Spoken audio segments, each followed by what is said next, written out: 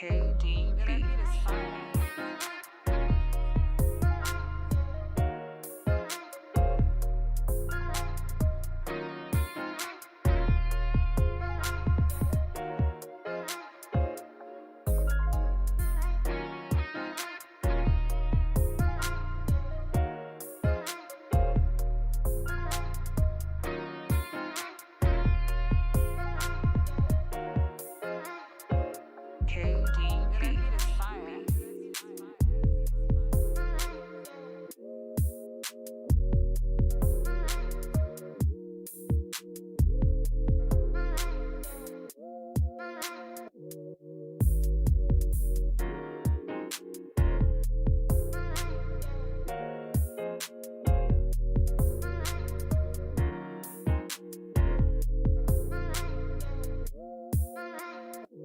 KDB.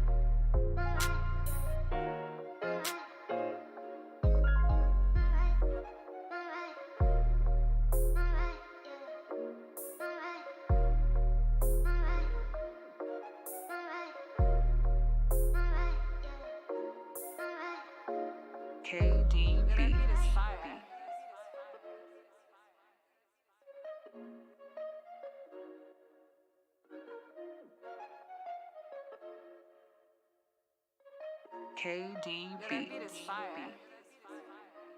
Get in on the action with DraftKings Sportsbook, an official sports betting partner of the NBA. New customers who deposit $5 or more can get a no-sweat bet for up to $1,000 back in a beautiful bonus bet. Basketball comes on every night, almost every other night. You can find something that you could play some of that bonus bet money on. Download the DraftKings Sportsbook app now and use code VOCH, V-O-C-H, VOCH. New customers can get a no-sweat bet up to $1,000 if your first bet loses. Okay, only on DraftKings Sportsbook with code VOCH, V-O-C-H, VOCH. The crown is yours.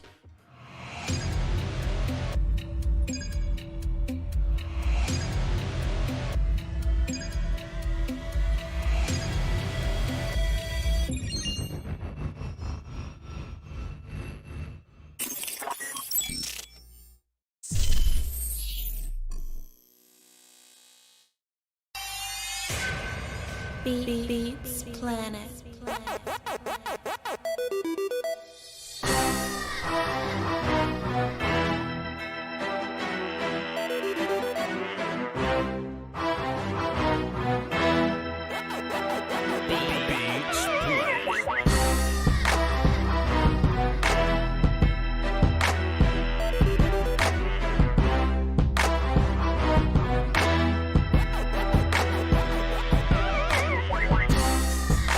Come on inside and get yourself something cool to drink. And if they jump Voch, I ain't wrestling with them, Scott. If they try to jump, I'm not. I got more friends than them. You hear me? We gonna be jumping you. You hear me? Where was his security? Like, I ain't playing. Yo, Scott, what's good with you, sir? what's up, famo? It feel like it's been a minute, but me and you talk every day. We haven't done this in a while, but just ain't a whole bunch of cowboy worthy things going on for us to talk about. You know, I'm not finna talk about Mozzie's locker being on Pawn Stars and Storage Wars. Storage Wars. I care nothing. I care nothing about Mozzie shit on 80. Yep. I care nothing. I care nothing about his Will Skywalker still. I got stuff to do, man. Coming into this draft, I felt like this was going to be the biggest off season of my whole entire life because of the fights that I was going to be engaging in. We're right on track with that. So appreciate y'all. I would love to comment on all the nonsense going on in Cowboy Nation, but I ain't got time. Chat, I ain't got time. I don't care nothing about Mike McCarthy not going to the combine because Brian Broaders asked me about TJ Tampa, and I said, who? I said, what? You know what I'm saying? So we have work to do, ladies and gentlemen. I appreciate y'all for being around. I appreciate y'all for tuning in every Friday to the Voch Lombardi show. That ain't even the name of it. I'm just showing off right now. You feel me? I'm just showing off. This is what we're gonna do. This is what we're gonna do today, chat. First of all, shouts out to y'all for coming back here every Monday. You know, in the off season and all that. You know. Sometimes we go live, sometimes we don't, but typically Monday and Tuesday we got a little something for you. So appreciate y'all for showing up on those days. Appreciate y'all for flooding the Patreon. Shouts out to y'all. War call for y'all flooding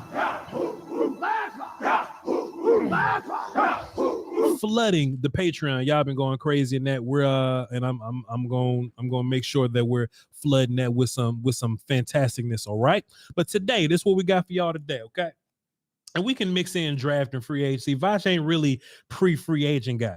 I'm talking about character once they get here. I don't believe it till it happens. You know, all this all-in talk, you gonna have to show me you all in. You know what I'm saying? If Pat Mahomes is a Cowboy tomorrow and Jerry Jones wasn't lying, you hear me? Like, I don't know what he had to do to get him here. But I'll talk about it then. You feel me? I want to talk about just how we look at these groups. How do we look at each of these units? Is it an emergency? And I'm going to tell y'all why I kind of thought of this. Nick Harris and them and Jay Tuck and them and 2I and them, they had a Twitter live joint yesterday where they were just talking about draft. Foster King went on there and he said, yo, Voch, I don't care about drafting offensive linemen because there's a wide receiver that's going to be there. I'm like, damn, boy, I'd love to have a wide receiver, but this position is an emergency. Foots didn't think that center was an emergency. I think center is a stone cold emergency. I'm going to ask Will Steele about it. I'm going to ask y'all, and we're going to talk about 4 other positions. We're going to relate it to draft and free agency. My phone lines are open. If you want to call to the show, the number is 202-926-1127. Access code, you should know by now. 309-104. And we're going to get busy, but I'm your host, by the way. Hey, Voch. VOCHLONBARDI on all platforms of being point guarded by the best in the business, Master William. What's good, sir? What's happening, man? What's happening? Sky, I was led to believe that when, you know, people got jumped on. Sky, okay, so let me just cut the music off. You're just going to go right to it. All right, let's get right to it. Sky, this is my thing, right? I think the internet skews real life. Oh, yeah. Okay. I think the internet skews real life. And there was this thing at the lunch table, Scott, at the lunch table, when somebody would be talking about somebody, right? He, ha, ha. We joning, shooting the dozens, roasting, whatever you call it, right? They'll be going against somebody. But even as children, Scott, there was this natural pecking order. There was this natural hierarchy, right? And every now and then somebody would have this Uno reverse card called, I know your ass ain't talking, right? There's a certain power in I know your ass ain't talking, okay? Because if I'm Joan and Sky and somebody laughing too hard, and they may allude to the idea that they can crack a joke on Sky, and Sky say, I know your ass ain't talking. It's about to be on.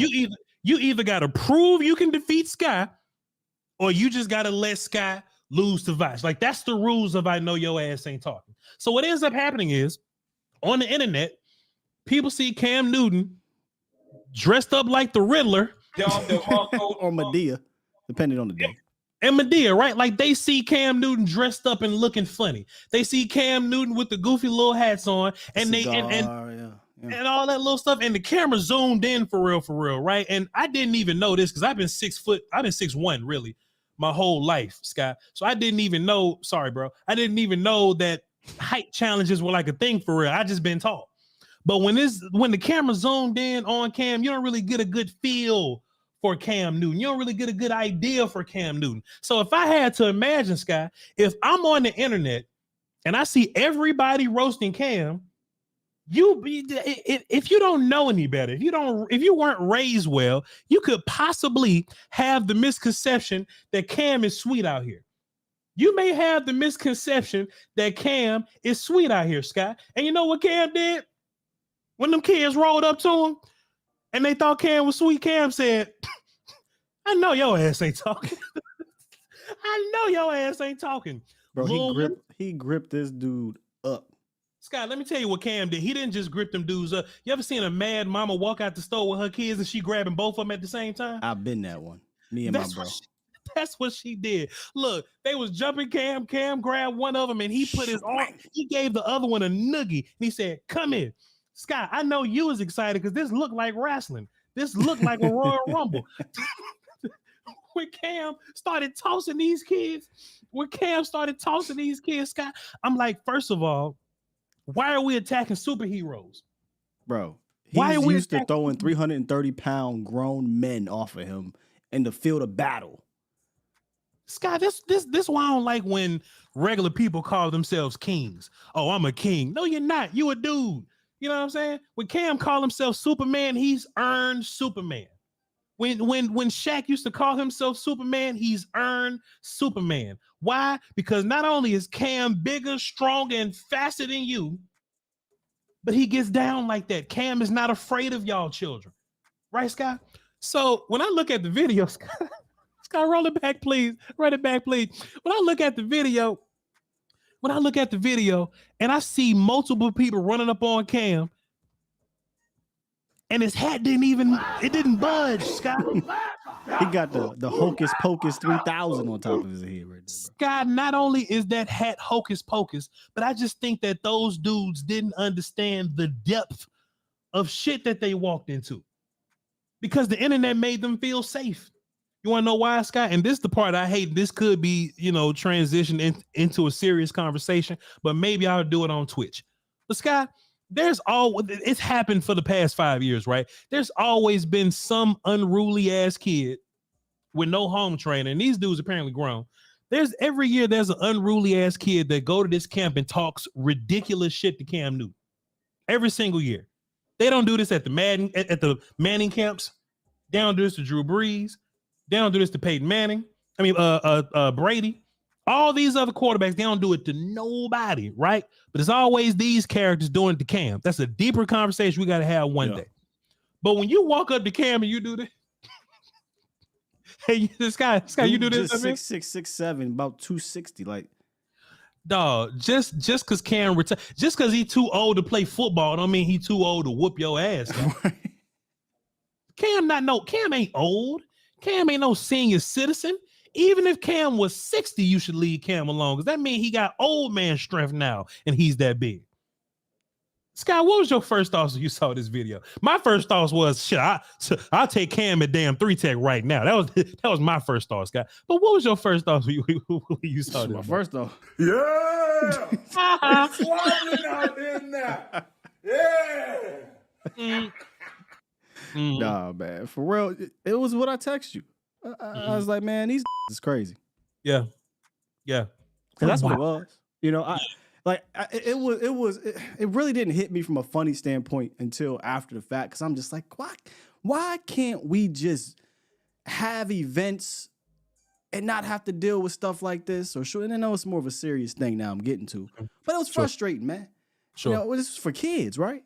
Yeah. This wasn't for grown folk. Mm-hmm. And these wasn't little kids. These wasn't little 10, 12, 13-year-olds fighting Cam. It's grown men. So, it was just like, man, another one, another one. Yeah. It was frustrating for me. Then you saw Buddy cartoonishly flying in the air. Then I saw the hat and the crazy hair coming through and dudes getting thrown. I'm like, okay, this is definitely like a Royal Rumble for sure. But damn, why can't we act right, man? Yeah, Sky, man, it's gonna be a conversation for us to have one day on Twitch. We're not gonna have it here, but one day on Twitch, we'll have a conversation about it, Sky. But man, I believe there needs to be more of this. We see a lot of people that see Kevin Durant, run out and they call him a bitch. I saw that video that just came out. To dap that motherfucker. I forgot the Bills player where some fan was screaming at him and they got real disrespectful and the Bills player got real close to him.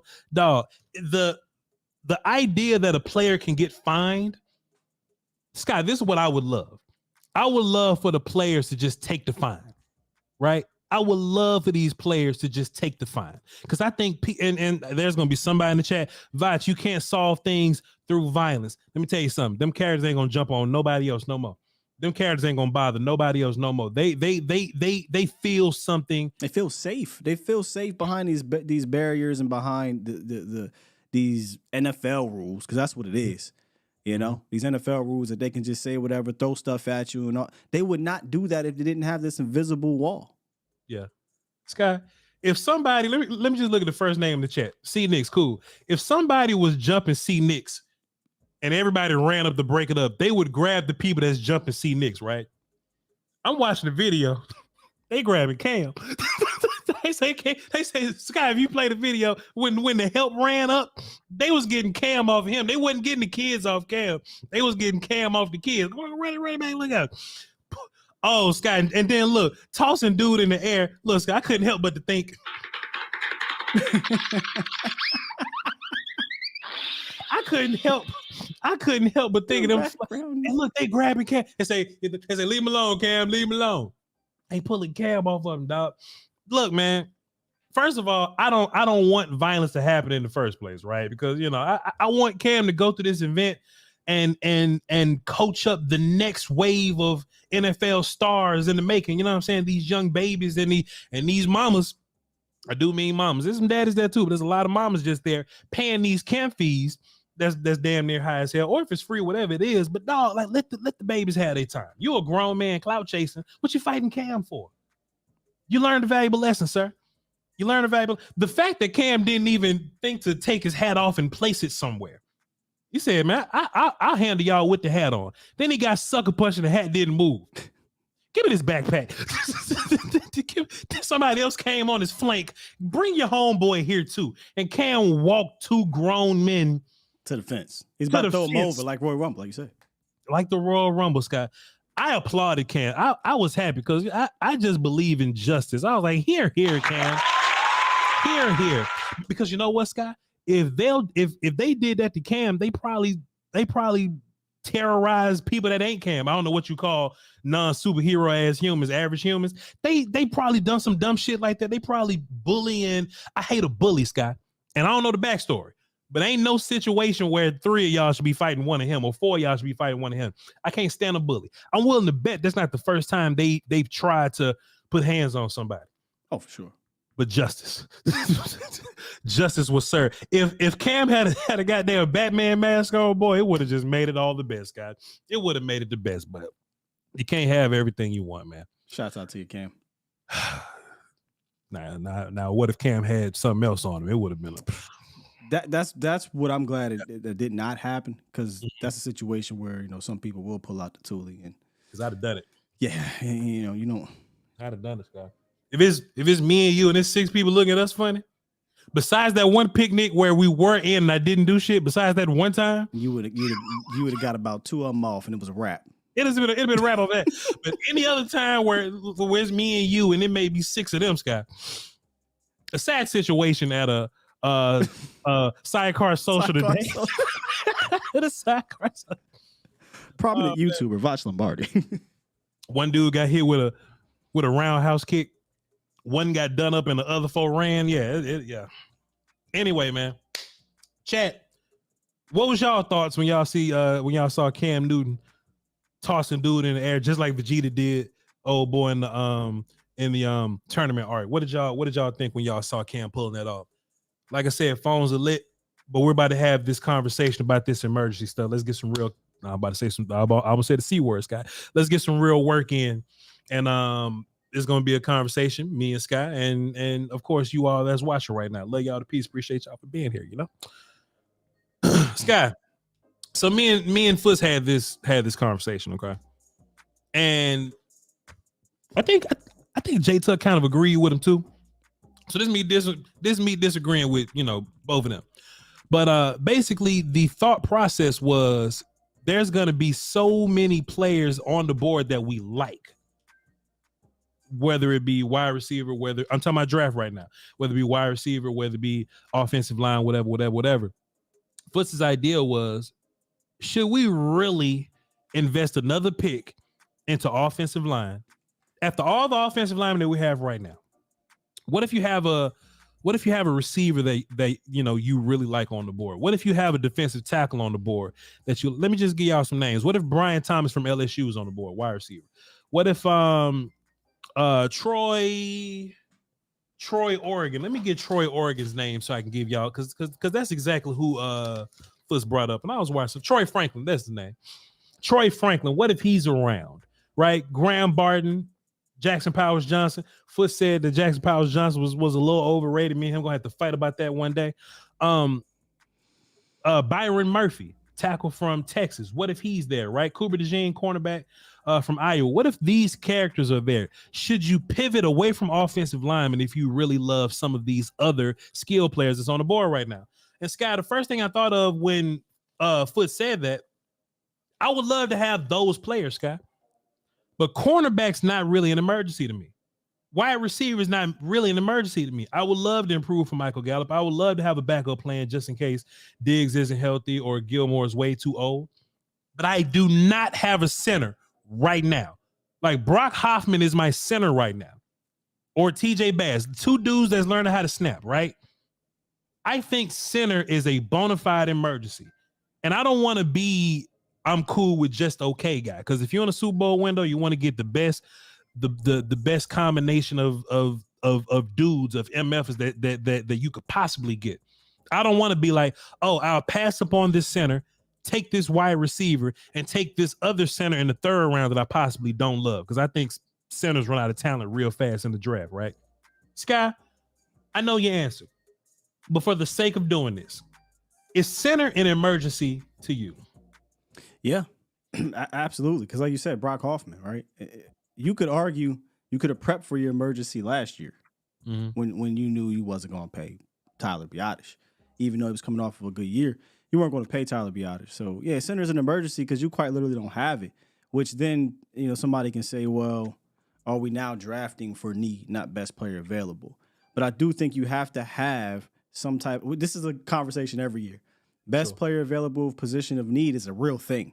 Basically. So if you're not window dressing your board and Jackson Powers Johnson is in your top 20 and he falls to you, and let's just say your 19th guy is there and Jackson Powers Johnson is 21 or whatever, but the 19th guy is at a position like, say, wide receiver, corner, whatever, right? Tight end, whatever. Don't you think you would look at Jackson Powers Johnson or maybe one or two slots down as more like the value now increases because that need is number one, where the need for the other position is like 5, let's say, on your board, depending on who you are as a team. So I do think that conversation is legitimate in that specific position. It's not even close. It's an absolute emergency. Have you watched Brian Thomas from LSU, Will Steele? Yeah, last week took a peek at Brian Thomas, and I'm a fan, by the way. I like a lot of these players, like you said. Sure. But we can't get everybody. Yeah. I'm a fan too, Sky, but where do you have him versus Jackson Powers Johnson? You're not going to find too many players I'm going to have over Jackson Powers Johnson because of the need in regards to skill. So cornerbacks, centers, I get it, the Arnold kid, Quentin Mitchell, I get that. But if you can get the best center in the draft, who honestly might be better than your guy right now, talking about Tyler Biadasz, we saw how valuable it is to have one of those centers in the playoffs for other teams and how less valuable it was for the Cowboys, who did not have one. Your running game gets better because he can get to the second level. He can anchor so you're not getting pushed in the pocket. He's smart. He's ready to get plug and play right now. And ain't too many of those dudes. Pull that up. Yes, sir. And who are you looking at? This is Brian Thomas Jr. from LSU. So if last year was the year of your little bitty receivers, this is the year of I got tall receivers now. Of your tall dudes. Yeah. Like, hey man, look at the burst on the back end right here. Like, you know what I'm saying? You have this is a draft filled with 6'3" dudes, 6'1" dudes, 6'2", 6'4" guys, right? This is a draft full of them type of guys, right? And you know, the first thing that kind of comes to mind, and you know, people said this to me, they was like, yeah, but Voch, what if this is a Just look at CeeDee that Lamb block. situation? My goodness. Yeah, I know, right? If this is a CeeDee Lamb, that's neighbors, by the way. If this is CeeDee Lamb, No, the running back just threw a monster block right here. Let me see. Oh, yeah, for sure. We needed that. You know, what if it's it's gonna take a hell of a player to get me to move off center, and it's already hard to get center. We always talk about the Ragnows, we talk about the Creed Humphreys, the Linderbaums, and all that. It's hard to find center. So in my mind, if you have the opportunity to get a center, if you're gonna move me off of center, I need Rome to get caught with some weed in the car. Rome Dunza. I need him to get caught with some weed in the car, and he fall to 24. You know what I'm saying? Like, how about this, chat? Go ahead. How about this? Because this is my stance right now, with all due respect to the draft process. Mm-hmm. We and this is just speaking for Cowboys, Voch. We are in a weird window of a 1-year situation. Sure. So usually every year I look at, hey, I need my first and second round picks to come in here and have a role, right? They have to be able to play. Third round pick you could throw in there as well. But unless that guy is coming in here right now and either A, being a bona fide starter or B, having a significant playing role, then I'm kind of not necessarily out, but I'm not skipping a guy like Jackson Powers Johnson, who's going to come in and be a bona fide starter for you right now for a receiver who, I get it, some of these receivers come in and they're ready to go, but 9 times out of 10, it takes a little bit of time. You know what I'm saying? And we don't have time. We need somebody to come in here right now. And if everybody gets taken off the board that can come in here right now, then yeah, you take the guy to develop. But that's a whole different discussion for me, because I'm willing to move off some of these premium picks because I'm ready to win right now. I don't got time. Hey man, I was listening to, I forgot what I was listening to, but they was just talking about the lineman that's available, D lineman that's available, tackles in particular, and they was like, Derek Brown is on the last year of his contract. I'm like, man, they can have the first round pick. I looked at him, trust and believe me, bro. I was right there with you. I was sending right over to him. Hey, send me Derek Brown now. And look, I don't have nothing. Look, I don't need a first round pick. Look, I will figure out center if I can get Derek Brown at damn D tackle. Like it's one of those kind of years for me, man. Like, find me some dudes. Like, we are in the window, and you know, man, the more you live through this thing, man. I look at what the Rams did. The Rams was bad for really like 1 year, and they got right back on. They was in the playoffs last year. No. I'm talking about the year before that. Oh, They was bad that year, but they got right back. Like, Ramsey left and all those other characters left. You know, Bobby left, but they drafted some dudes, and those dudes stepped up and they did their thing with Stafford. Stafford got a little healthy, and now they got all their picks. They got a first rounder, and they got $43 million in space. Yeah. So really, man, I'm just like, man, just build your team, bro. Stack your team. You're gonna need it. I think center is a bona fide emergency, though, and it's going to take a dude to get me to move off of center. It's going to have to be one of my favorite offensive linemen, one of my favorite, one of my favorite offensive tackles. Byron Murphy's the only D tackle that I'm moving on from. And still, then I don't even know, man.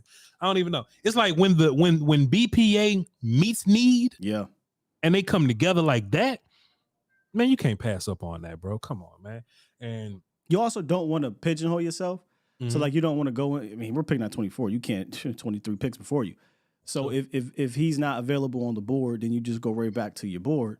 And now the next conversation comes up, right? So talking tackle, you said wide receiver, linebacker. You ain't really gonna probably go linebacker, but those are the positions you probably talk about. Defense end, defensive tackle, you know, if the center is not available. Yeah.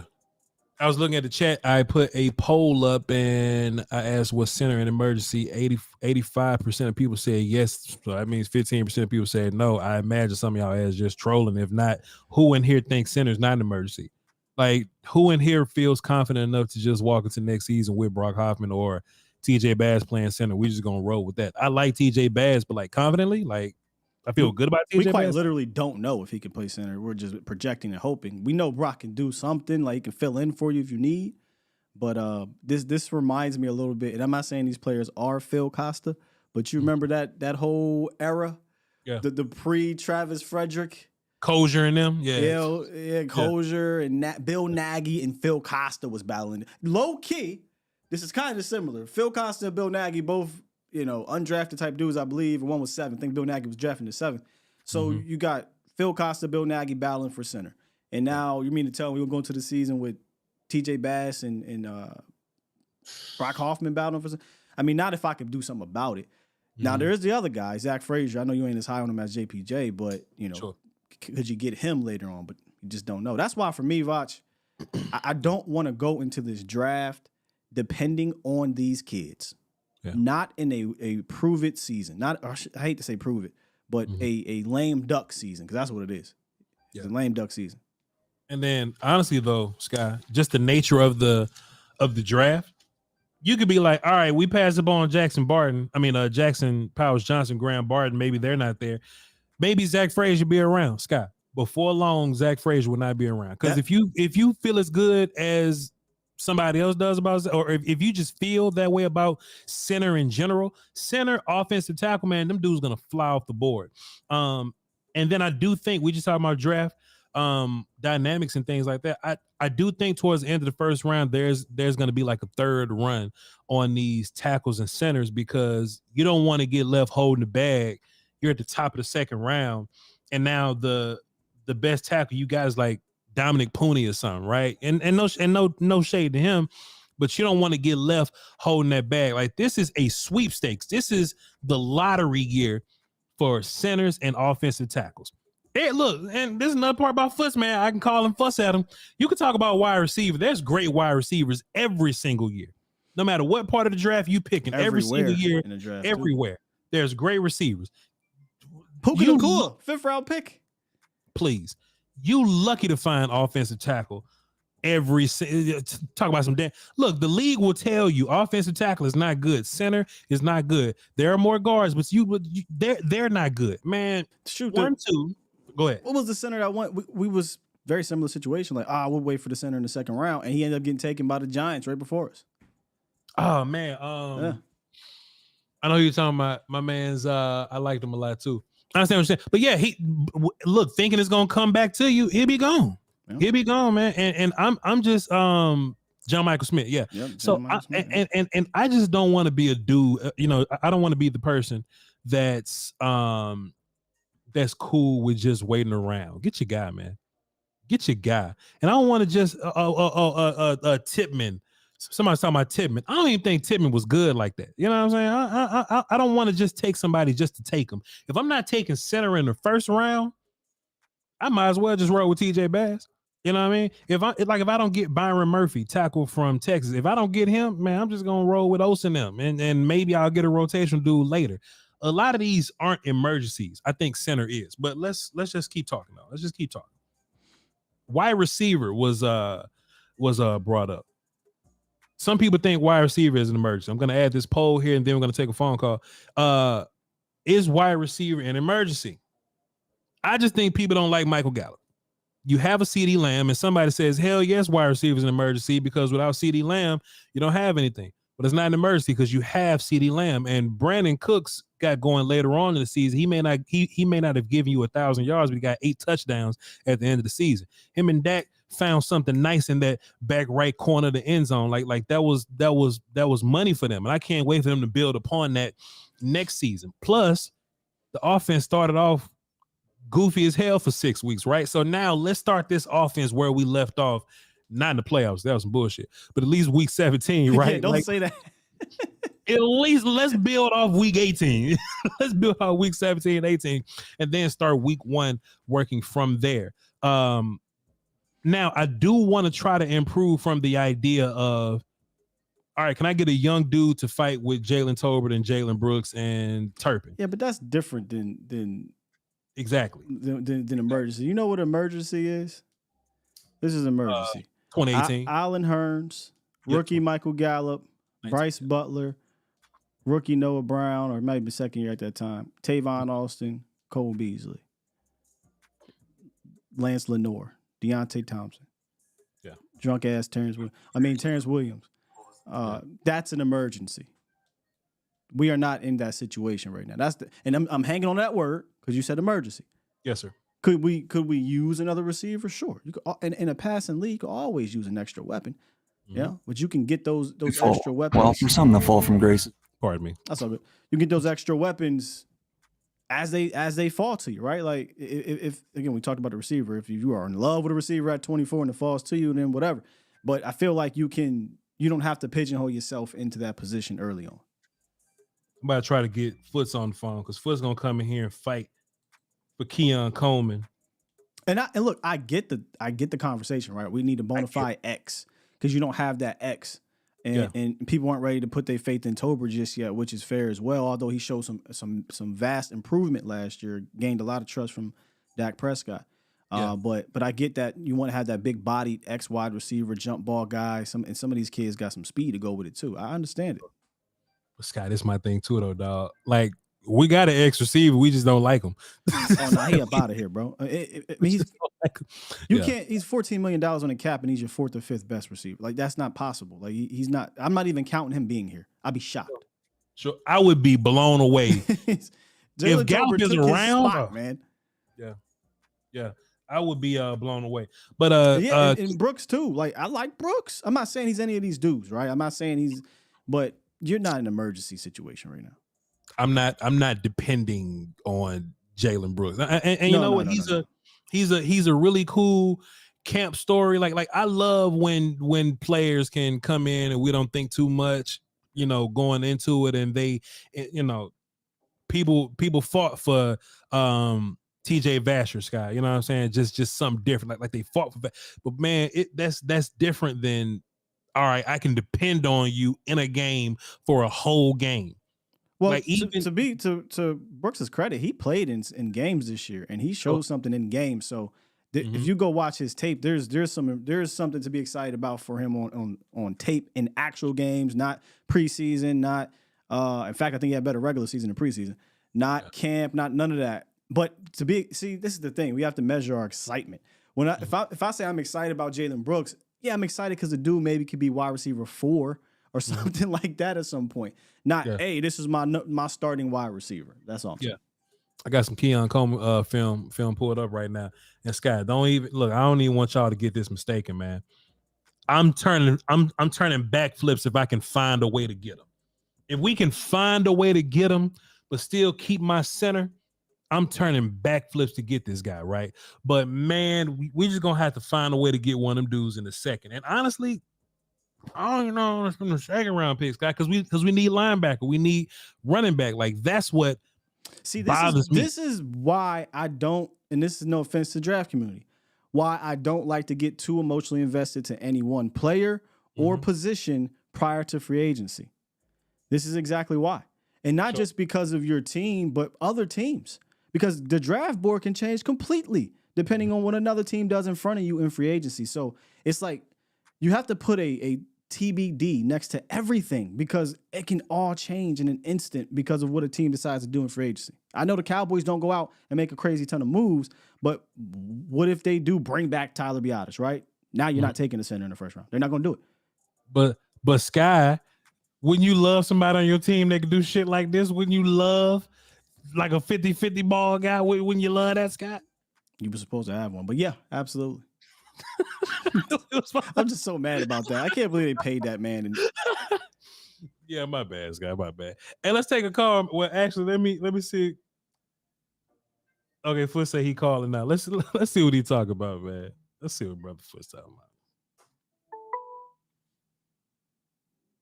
about. Foots, this is Voch Lombardi with Voch Lombardi Live. We're currently watching film on Keon Coleman, and I'm saying ain't nowhere in the world I'm passing on Jackson Powers Johnson for Keon Coleman. What's your response to that, sir? There's a way that I would do it. How would you do it, sir? How would you do that? Well, what film are you watching? What game? I'm watching. Right there. I'm watching mini games. This Voch Foots, quit playing. This Voch Lombardi. We're watching mini games. Come on, don't play with me, Foots. Come on, man. So again, my thoughts on Powers Johnson is this: love him. I don't know if he impacts the game the same way that Keon Coleman. And so again, you got to think about. My problem is this. That's fine. I can take it. Pause. I paused it, so I don't want to hear too much in the chat. No, you good. Don't worry about the chat. Go ahead. Make your point. Go ahead, please. No. This is not in all seriousness, right? Uh-huh. When I think about Coleman, just think about the play where Brandon Cooks got roughed off by who was that? Pause. The corner that I couldn't. Alexander. Fair enough. Yeah. Alexander. Jair Alexander just completely took the ball from him. Mm-hmm. All right. Dak placed the ball where it was supposed to be, and Jair just said, no, give me the football. That's not happening with Keon Coleman. Mm-hmm. You don't need Keon Coleman to be a one. But Foots. You need him to be. Go ahead. Keon Coleman also not running a whip route. Mm-hmm. No, he's not. You know he's not. Yeah. That's all I'm saying. Because that route was a whip route, and it was a poorly run one for sure, but he wouldn't run that. It'd just be a slant. That's all. But my problem is this, right? And you're right. It was a very badly run route. But another issue that I have with it is, who do you have on this team outside of CeeDee Lamb that's a big play outside of Jake First? Who is a big play guy? Brandon Cooks, if you throw it to him. Okay. But is Cooks in your long-term future? Okay, so I'm trying to win a Super Bowl right now, Foots, and that's my whole thing too. And so Foots, what we're doing today, sir, is we're talking about if this position group in emergency, and this was my biggest issue with what you were saying yesterday. Okay, I think Keon Coleman is better than Michael Gallup right now. I think he's better than Jalen Tobin right now. I think he's better than Turbin and Brooks right this second. Keon Coleman is, but the problem is, Foots, Brock Hoffman plays center for you right now, right this second. Okay, if you look at your, but no, hold on, bro. I'm about to fight with you for a second because Sky, I'm sick of this dude because he really forgot. You can't be sick of me, right? You can't be sick of me. I just watched the Cam Newton video. You can't be sick of me. But go ahead, Phil. Go ahead, Phil. What you got? So me and Sky texting. I mean, me and Voch texting. My football text buddies are literally Sky and Voch. Like we cuss each other out, then we say, "Oh, I like this guy." Mm-hmm. So my thing is this, right? Sky, I'm so sick of Voch because it's like he forgot that Graham Barton exists. Just completely. He's not a. I know the powers. I get it. The Oregon center is who every Cowboys fan wants. But when we don't pick him at 24, I don't want to hear it from y'all, especially not you, Voch, because guess what? If you trade back and I say you could get Dak Prescott, right? Uh-huh. Or in a trade back situation, you can get Graham Barton and you pick up picks. Would you do that? But see, because I would do that. But see, Foots, this my whole thing about it, sir. I love Graham Barton. You must don't watch this show. I love Graham Barton. I don't like Frazier as much as those characters, but first of all, we can play draft gymnastics all we want. Like if this was Madden and I got a chance to actually play draft gymnastics like I want to, I get Keon Coleman, Roman Dunze, and damn Jackson Powers Johnson if it was up to me. But what the Cowboys aren't gonna do is they aren't gonna do draft gymnastics. So what you have, Foots, even if we trade back, right? Let's just say we go back to 32, 33, you have one pick that's at the top. Then everybody else that we talking about right now, they're gonna be gone when we get to 64. Okay. So I love Graham Barton. I like Zach Frazier. I love Jackson Powers Johnson. I love Keon Coleman, but you can only get one of them, Foots. And you're telling me that you want Keon Coleman and Brock Hoffman to play center for you. That's what you want, sir. I would probably go Bass, but I'm with you. I don't want that. No. And Biadasz, we moved on from Biadasz, correct? Is that what we doing, chat? Biadasz and Gallup are likely going bye. Yes, sir. So to me, I just because let me ask you this, Voch. Now I'm back asking you a question. Mm-hmm. I honestly just don't see how you can pass this talent. Graham Even Barton, Troy Franklin, bro. Yeah, but see, Foots, Graham Barton, but he's projecting as an interior lineman. That's what he's because of arm length. Sure. So what's happening right now, Fliss, is I'm showing film to my audience because you don't know if Voch gets down like this, and I was just letting them know that Graham Barton is the left tackle, just for context. Yo, Fliss, shouts out to you and everybody that was on the live yesterday on Twitter. But Troy Franklin's not a 24th overall guy to me, not to me. So I think he's gonna go to the combine, and when he clocks this like 4.3, and great. people see how tall he is, I mean, hey, I got a take about that combine stuff. I don't think combine should trump the tape. It should. No. But here's the thing. For me, my take with him, like his take to me is really good, bro. That's just me. Fliss, let's do this. I love Troy Franklin. So 182-pound Troy Franklin, right? So how about this, Fliss? Let's just play a little game. Troy Franklin or defensive tackle Byron Murphy from Texas? That's a messed up game because they're not drafting another key tackle. I just asked you a question. That's a messed up game. I just asked you a question. Troy Franklin or defensive tackle from Byron Murphy. Pick. I would draft Byron Murphy. Of course you would. Good, bro. Okay, so how about this, Fliss King? You know, there's likely to be a run on corners, and I think some really good corners can fall down to you, Fliss. So Cooper DeJean or Troy Franklin, sir? Oh, DeJean is a better player. Of course he is. Troy. Of course he is, Fliss King. Fliss King, I say this. Let me play this game with you. Hold on, wait a minute. Time out. Uno reverse. Now we playing games. We getting our. Let's get into it then. Please. Now you just said that. What if there's a chance that I tell you have the big three at receiver? And let's take Franklin out of it. Let's say you had. Okay, let's keep Franklin in. Let's say you have Franklin, Keon, Brian Thomas, and the center. Sure. Which one are you going with, Voch? I'm taking the center because I'm gonna find one of these wide receivers in the second round. Actually, if we don't draft wide receiver this whole draft, I can't be hurt. There's probably gonna be some veteran that's gonna work with Tolbert and Turpin and Brooks, and they're gonna go along with Cooks and Lamb. We don't have to have 3 A1 receivers like that.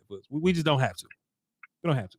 I'm not saying that you do, but do the Bengals? Does Minnesota? Like, if Kirk Cousins doesn't get hurt, Minnesota has 2 good receivers. They got Addison. They have Justin Jefferson. We also have 2, but they don't have 3. You want 3. So, well, bro, if you got 2 guys, like Jefferson's a guy, and then they went out and drafted Addison. So they had their 1. 2.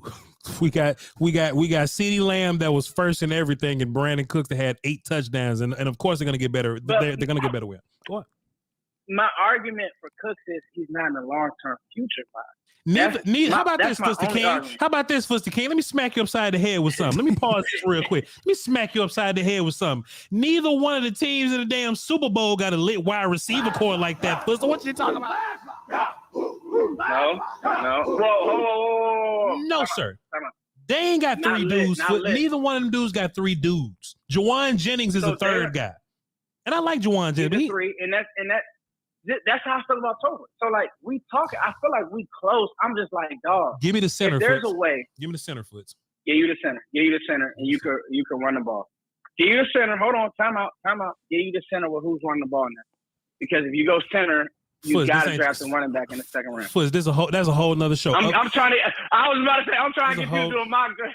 Fliss, how about this? Fliss? Since you're doing this, Jared Verse or Troy Franklin? Quickly. Liatu Latu or Franklin, Troy Franklin versus Liatu Latu. See, that's too. Do Liatu and Keon, because I'm going Keon. No. I have questions about Liatu. First, what I'm saying is, you said you'll take Troy Franklin over the center. So I pulled up Dane Brugler's top 100, and I'm just naming dudes that's right around the 20s and 30s. That's all I'm doing. And you know what you're doing? You folding on Troy Franklin right now. So you wouldn't take Troy Franklin over Jackson Powers Johnson. You're playing yourself. Go playing yourself. But you know my hot take in draft world is I'm not as high on the center as everybody else. I think Grant Barnes is a better run blocker. I like Zinter and I like Frazier better. but he's huge. How about So, Darius Robinson? I'm with you. How about Darius Robinson from I love Missouri? Darius. Oh, you love Darius. Oh, you love Darius Robinson. Foots, you just like 7 players over Troy Franklin. You ain't drafting no Troy Franklin over Jackson Powers Johnson. Come on. Can I ask you a question? Por favor. Troy Franklin gonna go to the Chiefs and we're gonna love him. That ain't gonna do me. Xavier Leggett gonna go too, and I'll be just as mad. That ain't gonna do me. No, in all seriousness, though, Lad McConkey can go right back to Kansas City. They ain't got nothing to do with me. They got Pat. It is what it is. My problem with not taking a receiver is I just think that Jalen Tolbert is good, but I don't know if it's enough when you're playing elite defense. And that's the problem. And we're not gonna see elite defenses until the playoffs. But I just want to have one more guy because it was clear when CeeDee Lamb wasn't on his A game in that playoff game, the offense just didn't move. Yeah. I mean, that is one. So, Foots, my concern with that, because so Foots loves thinking he's a draft guy, loves long term. Mm-hmm. For me, I'm not looking at the long term, but I feel what you're saying, Foots. Like you would love to have a guy with CeeDee Lamb long term, but can said wide receiver come in here and be? You said you don't think Jackson Powers Johnson could be more impactful than any of these mid to 20 or lower receivers. I'd argue that. Yeah, I'd argue that's false because Jackson Powers Johnson, he comes in right now and he's an upgrade and better than the guy you had last year playing center. And that position, in my opinion, is more important than your number 2 or 3 wide receiver. I know you might say, what do you mean number 3? Man, wide receiver it ain't just step in and you just that dude right away, right? Like it could take some time, especially remember in this offense is not the Kellen Moore offense, but it's still West Coast principles and you got to learn a lot languages and all that stuff. So it could take a little bit. So I'm just looking at this thing like, can this guy step in for me right now and be an immense upgrade and help me? Yes, Keon Coleman's fantastic. Brian Thompson, all these guys would love to have him. But if it's them or a center who makes checks at the line of scrimmage, can anchor, keeps the pocket clean, can get to the second level, helps my run game. Because what's the one thing that we've been lacking in the playoffs? Truly, it hasn't been wide receiver 2. It's been running the ball to take the pressure off of throwing of Dak Prescott and throwing a rock 70 times a damn game in the playoffs. So that's all. Right. No, I think, you know what, Scott, when you put it like that, I wouldn't be mad. I try to keep an open mind. When Scott put it like that, I've been saying this for 20 minutes. What do you mean when Scott put it like that? What are you saying? Well, I'm still mad at you because you gave up on Bart. I don't understand. I didn't give up on Bart. I don't know why you think I gave up on Bart. Back to them fighting. We love Barton here. Okay. Let's ask Chad, let's ask Voch. Who's a better run blocker? And I'm talking about finish, I'm talking about footwork. Who's a better player out of those two? Don't give me the Senior Bowl stuff. Give me the whole vacuum. Who's a better player? Here's my logic, Foots.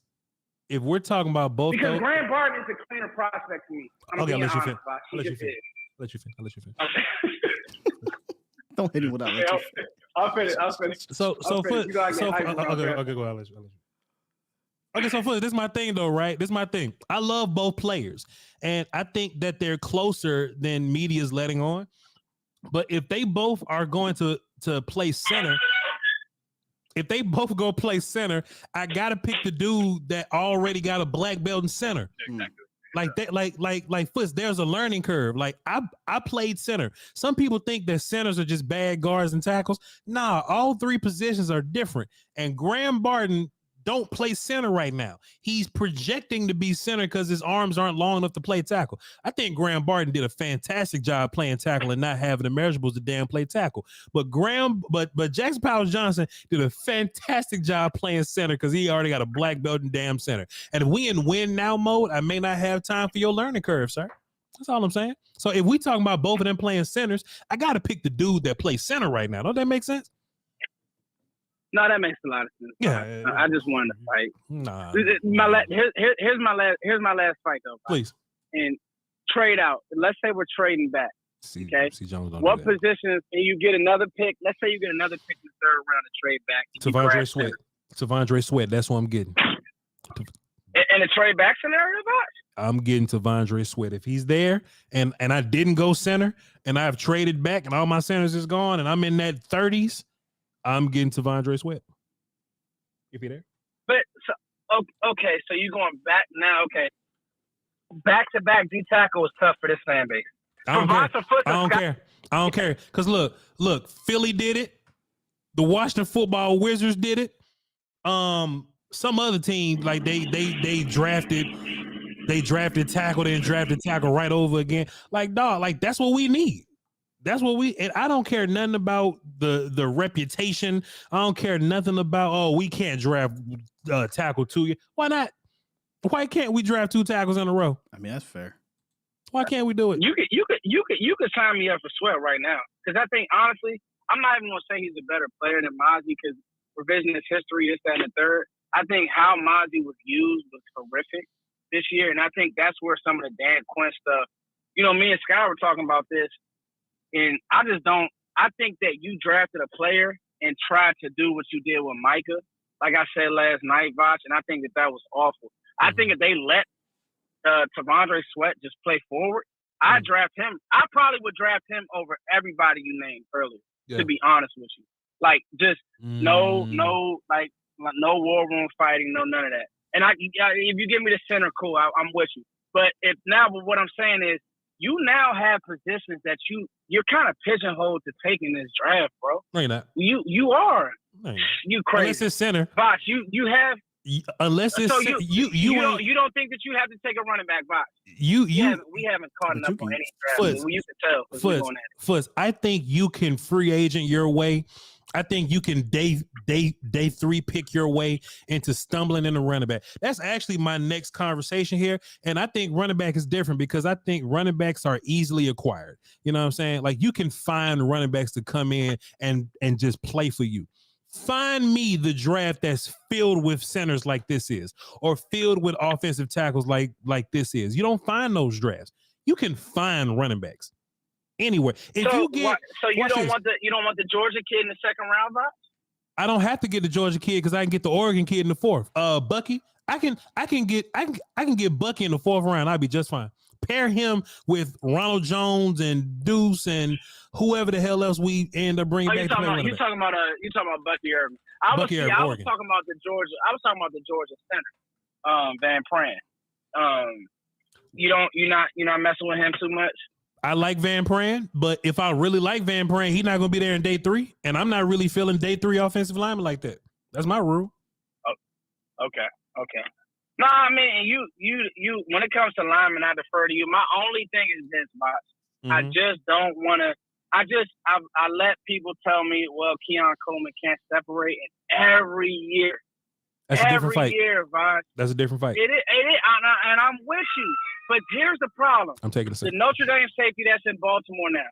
Oh, he can't cover. Oh, he ran a 4.6 or whatever. That's a different fight. And all he does is make plays. That's different. Every year, Buda Baker's too small. Like, when are we just gonna watch the film and say, man, this guy is. You're right, Foots. Overanalyzing is definitely a thing. Draft fatigue is definitely a thing. And that's why I'd argue you need to bump the draft up, but that's a whole different discussion because you got way too many. It's too many months in between where you overthink it. Yeah. But I tell you what, though, Fuzz. I'm not gonna overanalyze this damn center when we draft him at 24th overall. I ain't overanalyzing that. What's the king? Okay, let me. This is my real quick. Don't give me my outro. Okay, please. We're not done fighting. Okay, let's just scratch off this word because we're not gonna get to it. Go ahead. Yeah, we're not gonna get the linebacker. We'll do it tomorrow, Scott. What are y'all parents center with? And I know Voch hates mock drafts, and I respect him because he stands on that. And I know Sky probably won't get into mocks till later. I just know position. Don't give me the players. Gotcha. What are you pairing center with? Just so I know. When you say pair, you mean like second round? Sleep at night. Linebacker, running back. Second and third round, yeah. Linebacker, running back. I'm not mad at that. Hopefully, D-tackle. Even though I would be like, damn.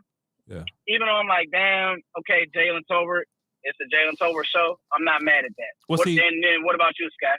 No, I'm there too. Linebacker, running back. I wouldn't be mad at a double dip either. I know it's not probably gonna be favorable, but if I get somebody fall to me in that second round, that tackle, I take a listen because I'm not trusting Tyron Smith, but you could easily kick out Tyler if they wanted to really do that. But so Foots, I'll say this, right? Normally we go BPA round 1 and everybody else just kind of get in wherever they fit in. I think we can afford to go BPA in round 2 also, because I'll tell you why, right? What if Jalen Pope from Washington is there? You know what I'm saying? You draft him. Then I'm forced to have a conversation with you. Lad McConkey may not be there, but a guy like Xavier Worthy, I don't think they'll fool with Worthy too much. But think about who may or may not be there. You were saying Van Pran. What if Roman Wilson's there? After the Senior Bowl he had, would you draft him? Does the height concern you? The Michigan kid? Yeah. Wide receiver, Roman Wilson. 3rd round, possibly. But look, Foots, this is my thing. You have to blow me away. So if you're not a stud, I'm just gonna get my linebacker and move on. If you're not a stud, I'm just gonna go get my running back and I'm just gonna move on. You understand what I'm saying? But we talked about the running back Voch rounds 2 to 4 sweet spot. That's where it's at. That's where it's at, Scott. Yeah, it is. We were texting about this, guy. You'd be hard. There's no way I could pass up Trey Benson for a 2nd round receiver. Mm-hmm. If he's staring at me, I just can't. Not the film that I watched. I mean, somebody else. So, I mean, it's a few other backs as well. Yeah. So, but I'm sorry for hijacking, Bob. Hey, man, look, yo, Foot, we just got to get to 5. It don't matter how we get it done. It don't matter how we do it. It just matters that we did it. You know what I'm saying? But it's all good, though. Yo, Foots King, this was incredible. I'm glad I could just call you whenever. It really was. And you just show up. That's why I just show up on your show whenever you call me. I appreciate you, sir. I am incredibly grateful. I would love to draft wide receiver for you, but wide receiver has to blow me away to get me off of running back or to get me off of some of these other positions. Like if it's if it's Leggett, if it's Polk, if it's like if it's one of those dudes, then we could talk. But like Jerry Rice's son ain't making me draft him in the 2nd round. Nah. You know what I'm saying? He's not making me draft him. You know what I'm saying? I'm gonna go on and move on with my draft plan. Foots King, ladies and gentlemen, unless Foots King want to cut me off and bring up another topic. Foots King on all platforms and on YouTube. He is no longer Cowboy Nation TV, and I love him for that. He is just Foots King now. He's a king in this, and me and him are gonna do a we lock in some more, right? Yeah. Some more stuff, huh? Yeah, we're gonna do it on your show, and we're gonna come back on my show and do it all over again. And then Foots is gonna go on Will's show in the morning. Selfish plug. He'd be in Wednesday morning. We're talking combine, Cowboys combine players. Fantastic. Appreciate you, Foots. Yeah. Listen, you guys are my heart, man, my circle, man. And also, I just want to say on record, these two brothers, man. When I went through my transition, and losing my grandmother, man. I swear, getting texts from Voch and Sky meant a lot because it's more than just content with these guys. Real family. So I just want to say that I'm going to hang up and actually listen. Love you, brother. Thank you, Voch. Appreciate you, man. Love you, man. Peace. Yes, sir. Yes, sir. Appreciate the Foots, man. Appreciate him coming through. Spend a little time with us. Let me close that poll right there. And hey, man, Foots wasn't lying. Like, hey, look, Foots is my friend. Like, this ain't just co-workers and content, dog. Sky is my friend. Foots is my friend. Like, we tap in for real. Glad he doing better. Doing better. All right. So Sky, I was gonna talk about wide receiver. Let's just cross that shot. I kind of wanted to touch with the whole pairing of the center. That was an interesting conversation because I was just sitting here thinking about it as we were kind of discussing it. Mm-hmm. Low key, yeah, that might be a perfect scenario here. You get your center. Yep. Say you get your Wilson. I don't know if Edgerrin Cooper's going to be there, Grays, Trotter, but if Cooper still happened to be there, I mean, goodness gracious, Wilson maybe, and then you get your stud running back. The reason why I say that might be perfect is because all three of those dudes could be day one, and I think that's different than years past or recently in years past, right? Sam Williams just couldn't couldn't understand it. Your 3rd round pick, Jalen Tolbert couldn't even line up on sides, right? Boss man Fat couldn't even. If you get the center, plug and play. You get the linebacker and you pair him with an Eric Kendricks, or something like that, or whomever in free agency, right? Your leader in free agency, your veteran in free agency, and the running back. You know how I feel about running back. I can get a running back anywhere and plug and play for the most part, as long as you got the scheme and you got the know-how. I mean, you could argue there isn't another 1, 2, 3 scenario where you don't have questions of will he get it? Yeah. Receivers, no matter how good you are, will he get it? Yeah. Man, center and linebacker playing for you right now. Right now. Right this second. And those are my two emergencies. Those are my two.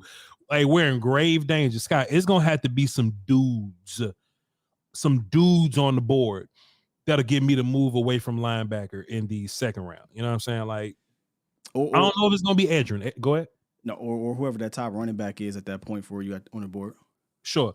I don't know if it's gonna be Edgerrin, man. And you know, the Cowboys stay away from the injury dudes, man. But man, I don't know if it's Peyton, Wilson. Those are my guys. Trotter's a little different. We'll have to have a conversation about Trotter, you know, because he's a size guy, so Cowboys probably wouldn't even be looking that direction anyway. But those two dudes, it don't get better than Jackson Powers and Cooper as far as Cowboys first and second. Y'all pray at night. Remember, Forrest Gump, Jenny, and them went to the cornfield. Dear God, make me a bird. Like that's you pray for that.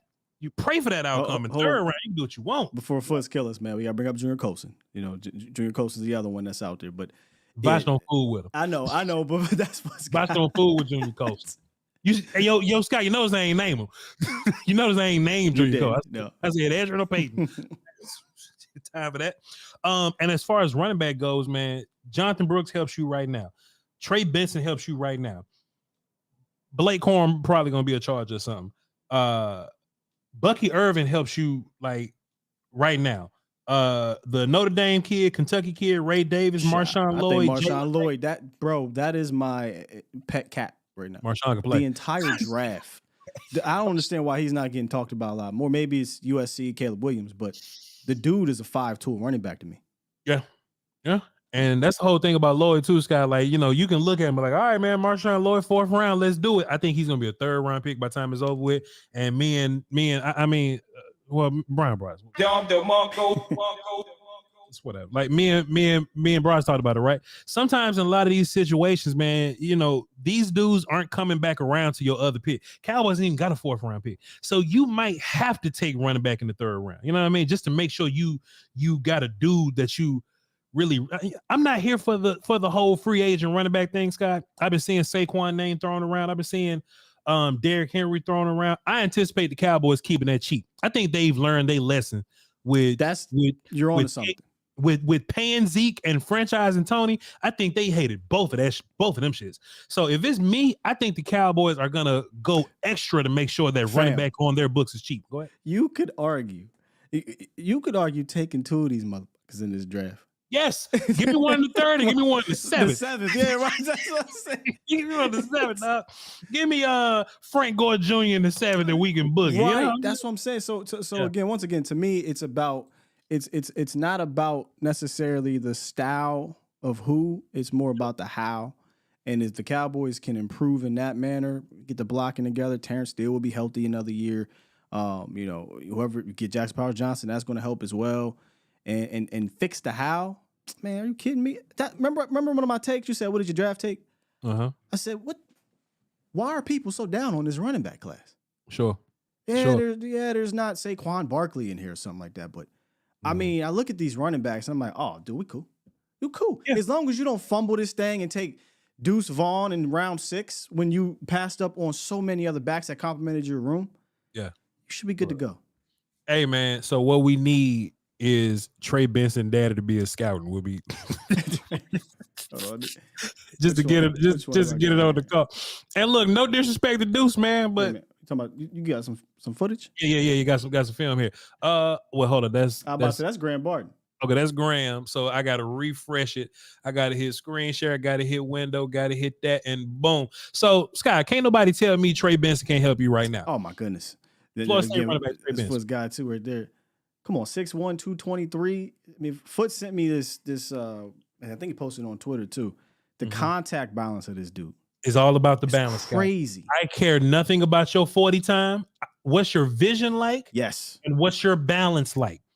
If you can see, and if you don't fall when somebody thump into you, you can play for me. Yep. Keep your feet moving and you could play for me. I don't All care them about pretty 40 numbers. That's why I don't really like for this position in particular. Combine don't mean shit. yeah.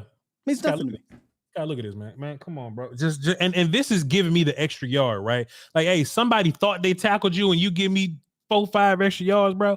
Like, come on, man. Like, you take this character, pair him with a veteran, and then pair him with some other dude that's on this team already. Break the pool stick, let them fight for it, and you just let Hunter Lipke be the fourth guy, fullback type character.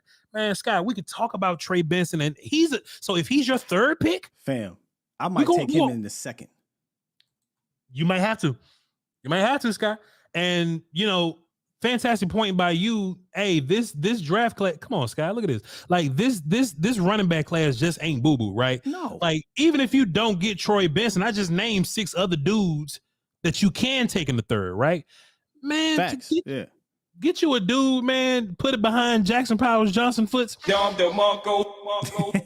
With them other all pros on that damn offensive line, and let's go boogie somewhere, man. Let's just figure this out, man. Let's go figure this out. Tenacious blocker. This is how this is a much better running back class than people are giving it credit for. Mm-hmm. You could ask 10 different people who's running back one, and you'll get 7 different answers. 7 answers, yeah. That doesn't mean it's bad. That means there's this quality. Yeah. As far as running backs go, and I promise we're gonna get to the phones, y'all. Jonathan Brooks from Texas, he possibly could have been a late first round pick, but he has a knee issue. So I don't even know how I feel about the Cowboys taking risk on that, because just I'm passing on that. Yeah, I agree too. Scott, it'll have to be like, oh, he fell to the 5th.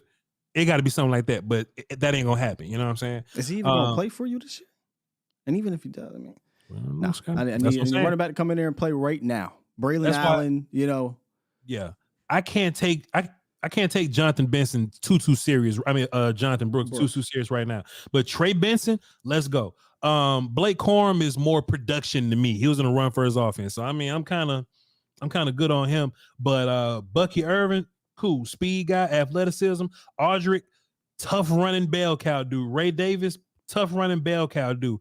Marshawn Lloyd may be as close. Like, if you missed on Gibbs last year, you know what I'm saying? Get Marshawn Lloyd and be just fine with that. Jalen Wright, dynamic player. Shipley from Clemson, dynamic player. Braylon Allen is more of a heavier body, run you over type guy, even more than Ray Davis and Estime. Like, man, it's dudes here, Scott. We don't have to lose rest over running back. We can get one of these dudes. I like what you're saying, Scott. If Adrian Cooper ain't there, because I'm taking Adrian in a second if he's there. True. Yeah, I'll take two. If my favorite linebacker ain't there, I'm cool with taking Trey Benson, who's probably, my favorite running back so far, or, Marshawn or whatever. I don't mind taking running back in a second, and we'll just re-up on linebacker later, but I don't know. We'll see. Free agent will paint this picture finally. So a couple of days, we'll see. It may not for the Cowboys, because these dudes will go out and sign Ronald Jones, like you said. Yeah. But if they really wanted to do it, to me, Voch, the perfect way to go about it is, and I'm not saying in the first round, but is what Detroit did. Detroit took advantage of a depleted running back market, got was it Montgomery for what, like $12 million guaranteed over 3 years or something crazy? It wasn't even a lot. And then paired it with a complimentary back in the draft. I think the Cowboys can do the same thing. They can get a veteran running back, not going to cost you more than $3-4 million per year for like two years, if that, and get out of it in one, and then draft you a back in the draft, and let's go roll, man. I don't think you need to do anything crazy. Scott, what's your opinion of Josh Jacobs for, like, I'm not saying, because, if he wants like big bag, then fine, let him go to Jacksonville or something. But like, what do you think about just Josh Jacobs as a player? Like, where is he at right now, and then him in context of Cowboys? What are you thinking? Like, veteran running back, where you at with? I like Josh Jacobs, but again, and this is what I did. I did the Voch game on my show. Whatever it's going to cost to get Josh Jacobs, or a linebacker, I could use that money on in free agency. Whatever it's going to cost to get Josh Jacobs. That's fair. You know what I'm saying? Or if you want to pay a corner, if you want, hey, I got to bring back Stephon Gilmore or Josh. Like, I got to get Stephon Gilmore back here. You know what I'm saying? But I like Josh Jacobs, Henry, Bart, all them dudes. But is it going to cost me elsewhere? Because you know how this franchise roles. Yes, sir. They're not just about just spending the bread. So Yeah. So I I love all these dudes in the sense that they can all play. Yeah. I'm okay if they do not sign a big name running back, bro. This running back class is littered with a bunch of dudes that can play.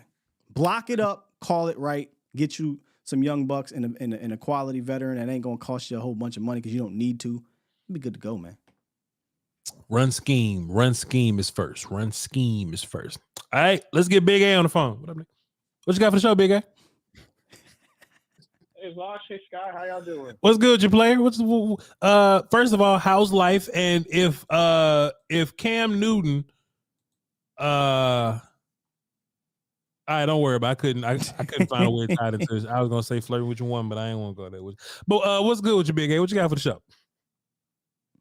All right, well, life is, life could be better, but it is what it is. Take it day by day. Hey man, listen, it's going to get better. It is going to get better. Time heals. You feel me? Keep one foot in front of the other and keep on grinding. You hear me? Thank you. I appreciate that. For sure. What you got for me? I want to double check real quick. For the draft questions, are we sticking strictly Cowboy focused, or is it possible for us to venture out to like other teams? Fuston came in and just flipped it everywhere. So you can do whatever you want to do. Really, you can look, ask the question and we'll react to it. Me, we good to go. All right. Well, I got two things. So okay. The first thing I want to bring up, a question I wanted to bring up potentially, because I agree with the sense of like, yeah, we definitely need to get a center here.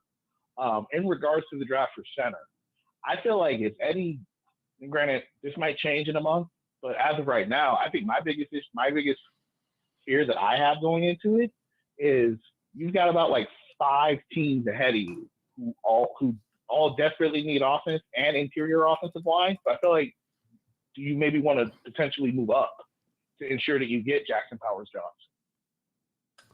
I'm already short for picks, and I don't want to sacrifice my linebacker and my running back. So if I don't get Jackson Powers Johnson and I'm still into center, then I'm getting Graham Barton. If it's that bad, then okay, well, there has to be a good player at some other, like who's here? Like what player is here to where Graham Barton and Jackson Powers Johnson is gone, I don't know if I'll go 3 centers deep at the Cowboys pick or whatever, but I'm looking for Jackson Powers. I'm looking for Graham Barton. If both those dudes are just out of here, like they just not even here, then you can talk me into a corner if it's there. You can talk me in the center if it's there. D tackle if it's there. O line if it's there. Yeah, that was just a thing in general that I was looking at. I look at like Jacksonville, Cincinnati, the Rams, Steelers, Dolphins. There's a lot of teams ahead of us who need O line. That was just a thing I just thought of, but that could change in a month. Well, the good thing is that I started to count when we talked about it earlier, but Fuzz made me mad. So you got 1, 2, 3, 4, 5, 6. You got 7 offensive tackles that could probably come off the board before you even pick, and people are going to prioritize tackles over centers. Even if you look at the last, like if you look at how about this though? I tell you what, Troy Fats, Will Steele, can he snap for you? Troy Fauchino from Washington, can he snap for you, Will Steele? Will we have to put him in that same category as when I say same category as Barton? It's like you got a guy that already has a black belt in it. I haven't heard about him doing that, but people have said he can move inside to guard. Can he go one more? I don't know about that. If Jackson Powell's gone and Graham Barton is gone, I'm counting quarters and dimes in my hand trying to figure it out. You know what I'm saying? I asked my guy from Washington to play center if you ask me. And if that don't work, I'll just draft the corner. Troy. Fats. Yeah. Fats. No. Go ahead, big guy. Got you. And then my last point I got. Now, granted, this is crazy. This is never gonna happen, but I would love it if it did happen because it'd be kind of funny to watch it. For the first overall pick with the Bears, their whole quarterback situation, everybody's like, well, what should you do with all these picks? if I am Matt Eberflus and I'm Ryan Pace, I go into business for myself and I save my job. How do I guarantee I save my job? I set this team up to make a playoff run. How do I set this team up for a playoff run? They got like $80 million in cap space. So free agency period, I shore up my offensive line with some veteran starters. They're probably not going to be the biggest ones, but just get a couple veteran starters.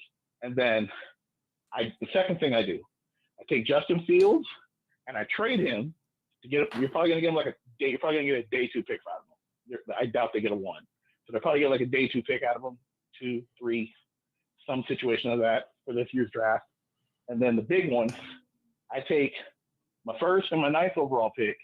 I take next year's 1, and I go to the Chargers, and I try to unhinge Herbert out of the Chargers to come to Chicago. What? The biggest thing with Chicago, because the biggest thing with the Bears is, I'm sorry, they can't develop a quarterback. They have been unable. They can't do it. You go look at their history. You go look through all of Chicago's history. They haven't developed a quarterback since ever. Sid Luckman or modern era. 40 plus years since they've developed a quarterback. Why would anyone? Why would the Chargers give up? Who I know can play. Only reason I said with the Chargers is because I feel like you can potentially unhook them with the Chargers because they just brought in a new head coach. So I'm like, okay, yeah. You could probably sweet talk Harbaugh and be like, oh, you get Caleb Williams for the 1st overall pick, and you get an extra 9. You get the 9th overall pick to shore up your spot. That's the only reason why I chose that. Plus, and then they could draft JJ McCarthy. Yeah. And then they're gonna draft JJ McCarthy because he knows that system already. Yeah, Justin Herbert already established though. That's the reason why I did the Chargers. That's the reason why I chose them. I feel like with the Chargers, Herbert's not Harbaugh's quarterback. Harbaugh will take those picks and be like, all right, I'll bring in my guys when I get to work this thing. Yeah. And meanwhile, if you're Chicago, you got yourself a quarterback. He doesn't cost you crazy much because it's like 50. Because Herbert's contract is like 52 a year. So that's better than having to go out there and pay Kirk Cousins damn near 60 to bring his ass into Chicago because Kirk Cousins gonna get top money for that. Big guy. Bring in a guy. You got a quarterback. You have a window. Now it's like, okay, the NFC conference is still weak. Now it's like, okay, you have a chance at least to make a playoff push. You're in a lame duck year anyway. Do what you need to do to save yourself. Fair enough. I don't know, Big A. I don't know. That's a lot. Big A, appreciate you, man. That's a very interesting perspective, man. That's a lot of moving. That's a lot of Madden, I think. But boy, it'll make for a fun draft night, though. Appreciate you, man. Scott, you think if you call the Chargers, they'll come up off of Justin Herbert? Not a chance in hell. Not a chance in hell. Like, the reason why I was going to say was if Harbaugh wanted one of these young bucks, why would he go to LA? Why not just go to Washington or trust and believe me? If he went to Chicago and said, "Hey, I want to coach your team," they'd have fired Joe DeCamillis or whatever the boy's name is. Everybody losing their goddamn job. Everybody losing their goddamn job. So I mean, how you miss out on Caleb and Justin? Like how you do this? Yeah, I don't think. I mean, personally, I'm taking Justin Herbert over them right now because I know what Justin Herbert is a top tier quarterback. Like I know he ain't winning the playoffs, but we're just talking about quarterbacking, right? Mm-hmm. Like you're taking a gamble on, even though as great as Caleb has potential to be. Sure, like Herbert good, right? Herbert been around 4 or 5 years. You know what I'm saying, like, that's. Herbert ain't better than Dak, but he good right now. All right, let's boy, Scotty gonna hate that one, but the Dak has a good case. No. Let's get Eddie on the phone. See what's going on. What up, Eddie? Hold on, wait, hold on. The conference has been locked. All right, go ahead, Eddie. Hey man, so I live in town. Can y'all hear the phone, Shay?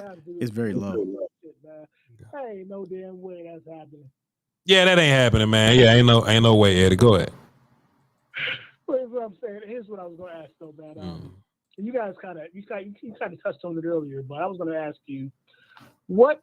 So in your poll, you had like the most like the emergency kind of position, and Jerry Jones was like, all or nothing.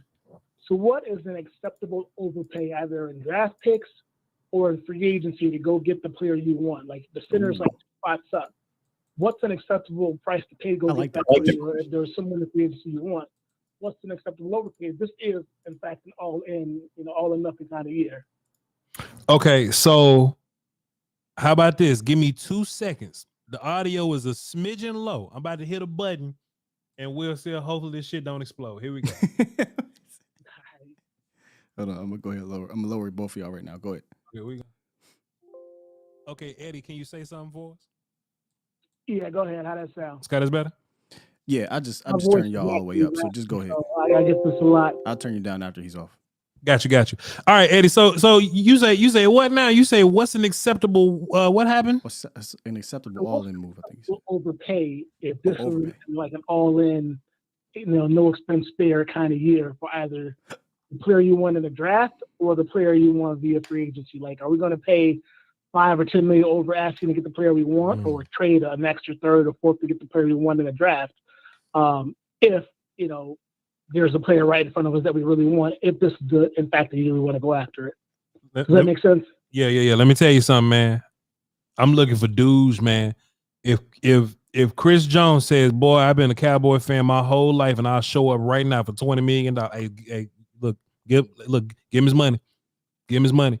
If we talked about, Quinnen's signed now, so it's Derek Brown now. Derek Brown. I'm sending. Look, all this I've been talking about Jackson Powers. I'm sending that first round pick, and I'm figuring out center after that. I'm sending that first round pick straight to Carolina. I'm saying, hey man, give me Derek Brown. You too, Scott? Derek Brown. For me, it would be either a trade for a tier 1 veteran or a signing free agent guy. I don't really look at all in as trading up in the draft. I don't know that there's. I told you I just feel like relying on these kids to get you over the hump is a tough ask. I think you're going to need to go in free agency and the trade department. So me, Derek Brown is right up there. Another all-in move, and we'll talk about this tomorrow a little bit. Defensive end, there's some guys out there like Daniil Hunter. That's a lot of money, and he played with Mike Zimmer, but. That's my acceptable all in would be free agency and trade for a veteran. It would not be to trade up in it. I'm not trading up in a draft personally. And look, I was being phony about wide receiver, but there was this report that the Vikings maybe don't want to pay Justin Jefferson. I like overkill. Somebody tagged me on Twitter and said, "Would you trade?" I said, "Hell, yes." I mean, you can get Justin Jefferson. How many picks you want? I do not care about that first round pick this year. I'm telling you. On that note, look. I was thinking about that. Look, Eddie. If I can get Justin Jefferson, TJ Bass would be a fine center. You hear me? He'll be just fine. I'm phony. I'm phony right with you, Voch. I hear you, but if you Tyler look Smith back can at play the center. last maybe 15 years, I'll play center. What was the best receiver that won the title? It's all tight ends and over middle guys. Yeah, I mean, I feel you, but I think every team kind of has its own, configuration. Every team has its own algorithm. You know what I mean? Some teams win with number one receiver. Some teams don't. You know what I mean? I don't think the wide receiver is or isn't the answer. It's just how your team's put together. Because, hey man, Tyreek Hill got a ring. Tyreek Hill got a ring. Didn't he get a ring after they left? Though that's what I'm saying. Though when they traded him was when he won a ring the next year, right? Tyreek Hill got a ring. He got a ring. Yeah. They went to two Super Bowls with Tyreek. Deal, or was he still in his rookie deal when that happened? I think he was on his big deal after they lost to Tampa and re-upped on him offensive lineman. Yeah. Tyreek got a ring with Pat getting his money, but they just didn't want to pay Tyreek, so Tyreek went to Miami where he's not gonna win a ring at. Yeah, this is Reek's second big deal. Mm-hmm. All right, I appreciate it, gentlemen. You guys have a good day. Appreciate you, Eddie. Man, look, Skywalker Steele, man. Somebody, I just saw in the chat right there. They says, I don't know how wide receivers work if I think CeeDee Lamb and Justin Jefferson could just coexist. Well, this is where I think me and you would disagree. Me and this person. What does that even mean? Where am I entertained? Well, I guess he's assuming that two alpha receivers can exist in one place, but Justin Jefferson has been on those types of wide receiver cores before. You know what I'm saying? So I would need to know exactly what he talking about. Thinking CD and Justin Jefferson could coexist. What do you mean, sir? Like they're not like personalities, targets. Like what are we talking about? He think Lamb just gonna go around and pout from putting all them points on the board, doing all that scoring. Lamb just not gonna, and then he's gonna think Justin Jefferson's gonna diva out and drop the ball on purpose because CD's there. Nah, I'm taking that. And look, if I gotta wave my finger and smack the hell out of both of them, hey, y'all better fix this, man. Come on, man. That's. I have been around receivers my whole life, and then current football. Like modern football, two alpha receivers can coexist, man. Since I'm curious, what does that like? What okay, he said it's a hard sell. No, okay, never mind. He's kind of catering to what you're saying. All right, because I was curious what that meant. I mean, like Reggie Wayne and Marvin Harrison, like this ain't even a new concept. Isaac Bruce, Torrey Holt, Anquan Bolden, and Larry Fitzgerald. Like what are we talking about? Like, this has been like give me the stud across from me so I can go off a little more. They're fine. Trust me, they're fine. Let's get one last call from Steve while I look at Spotrac and look at all the players I just lose my mind over getting. Go ahead, Steve. Gentlemen, I wish you guys all the continued success and keep on getting your ends. Appreciate you, player. So, first thing, Voch, on Fridays, do you ever wake up and just pinch yourself and say, I got a show today, a draft show today with Brian effing Broaddus? Steve, let me tell you something. I get very emotional. And I talk to my friends about it all the time. And I ain't gonna say this publicly, right? But I just talk to them all the time about this. Hey, I used to dream about days like this, bro. I used to work as a damn Pizza Hut delivery driver. Let me just set the scene for you. Pizza Hut delivery driver. I wasn't gun guy at the time. So I would be in the hood at night delivering pizzas with the same dudes that just jumped Cam Newton, hanging outside out front some apartment building, and I'm listening to them. And I've been on this run too long. I need to get back to the store, but I'm tired of being at work. So I'm just sitting in the car and I'm frustrated. Smelling like grease and dirty dishwater, but I'm listening to the Dallas Cowboys draft show with Jeff and Brian and Dave Hellman, that all-star cast. I'm listening to that cast.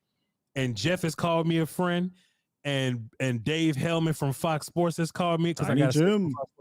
All those they and Brian Broaddus not only says, hey man, not only is he a friend, not only is he one of the best to do it, not only do I respect his work and his audience, and not only do I want to do a show with him, I want to take time out of my Fridays to come on his channel and work with him. You kidding me? Appreciate you, Steve. I'm glad you mentioned it. Glad you mentioned it. I was so proud of you when I heard that. It's such a good show, such a fun listen. Mm-hmm. Now, onto business. Don't move on too fast, Steve, because I got one more thing. So don't move on too fast. I got one more thing. I got one more thing to say about that, though, Steve. One more thing about it, though. I think working with him every Friday brings my fastball.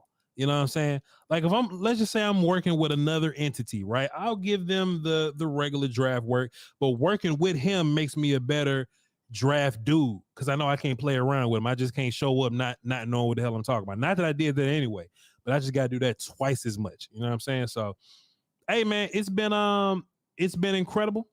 It's been a journey. Shouts out to him for coming over here, holding us down, and reading comments and all that, and apologizing for he's coming on my channel and apologizing for being sick. Hey man, Brian is sensei. Brian is the GOAT. He's draft GOAT. And if there's anything bigger than GOAT in terms of Cowboys draft, he's bigger than that. Hey man, shouts out to OG Brian Broaddus. I'm gonna show up every Friday and give him the work because I know he respects it, man. So Steve, that's a fantastic observation, sir. Go ahead. Yes, sir. One more thing, Phil. Don't even move on. Let me just say one more thing about working with Brian Broaddus, right? Let me just say one more thing. I'm bullshit, Steve. Go ahead, Doc. What you got for us, man? Thank you so much for saying that, though. Go ahead. So I hate the fact that as Cowboy fans, we've been conditioned by the Joneses that they're going to make it so that They don't do enough in free agency. Even when they say this time all in, we don't believe it. And so we go in, and this would be such a great draft for us to be able to go BPA every time we're on the clock, best player available. This is just the perfect draft for that. I don't want to be pigeonholed, but I just don't trust that they're gonna fill all the holes that they need to in free agency.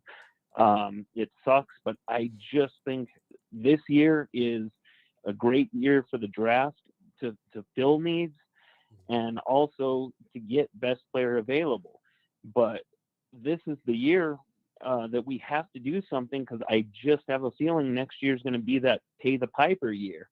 So I hope I'm wrong, but I just want the Joneses to do what they say when they say they're going to be all in.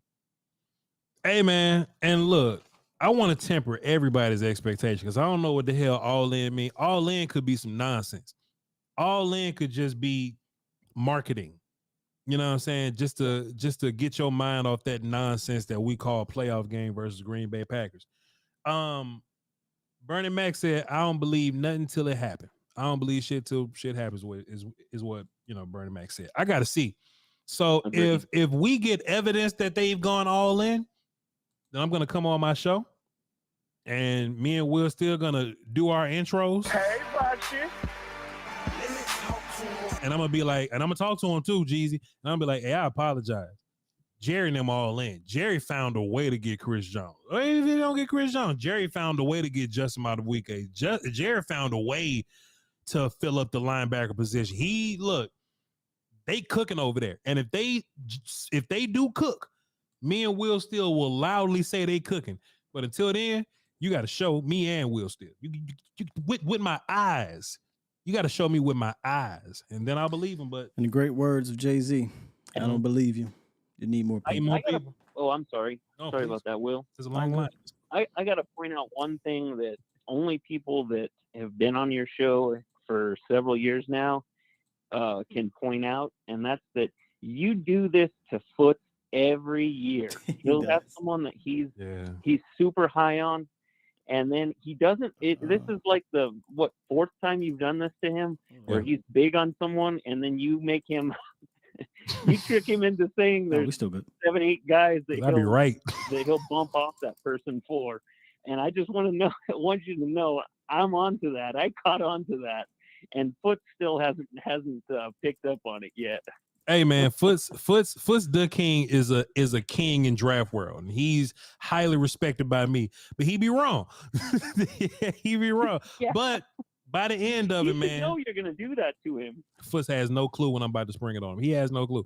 But I tell you what, by the time we get to April, me and Foots are always on the same page. Because I tell you something else that happened too. Foots will get me right. It don't be publicly like this, because I just publicly fight Foots. But Foots will text me, man, yo, Voch, you need to relook at this, and I'll relook at it. Or how about this? I'll say, Foots, I think DeJuan Jones is the best tackle in this draft, but I'm a coward. And Foots will be like, don't be a coward, Voch.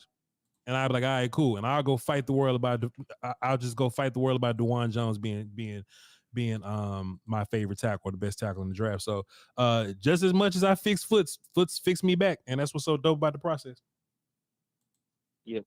And just one last thing, you can't miss shows. That's goddamn. Love it, guys. That's goddamn facts, man. Appreciate you, Steve. Fantastic call, sir. This work call for you. This work call for you, Steve. What a call from Steve. Man, what a call from Steve. Shouts out to you, Steve. Shouts out to Steve, man. We should still be good on this side. Okay, cool. Yeah. I just saw that restream, Did it? I mean, I okay, so maybe it's just mine. Restream. Yeah, cool. Boy, I tell you, they got the market cornered. No, we good on this side. All somebody got to do is just show up. I'm out. It just is it. Supers.